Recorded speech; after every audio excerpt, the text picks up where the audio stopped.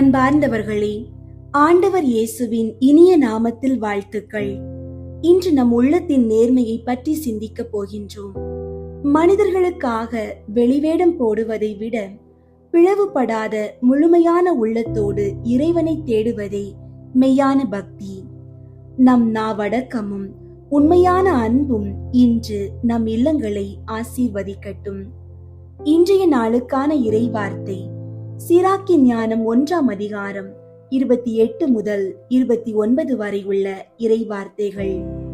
ஆண்டவரிடம் கொள்ளும் அச்சத்தை புறக்கணியாதே, பிளவுபட்ட உள்ளத்தோடு அவரிடம் செல்லாதே. மனிதர் முன் வெளிவேடம் போட வேண்டாம், நாவடக்கம் கொள்.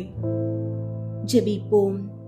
எங்கள் மகா பரிசுத்தமுள்ள தந்தையே, இந்த அதிகாலை வேளைக்காக நன்றி. ஆண்டவரே, நாங்கள் உம்மிடம் வரும்போது பிளவுபட்ட உள்ளத்தோடு வராதபடி எமது இதயத்தை முழுமையாக உமது அன்பினால் நிரப்பியருளும்.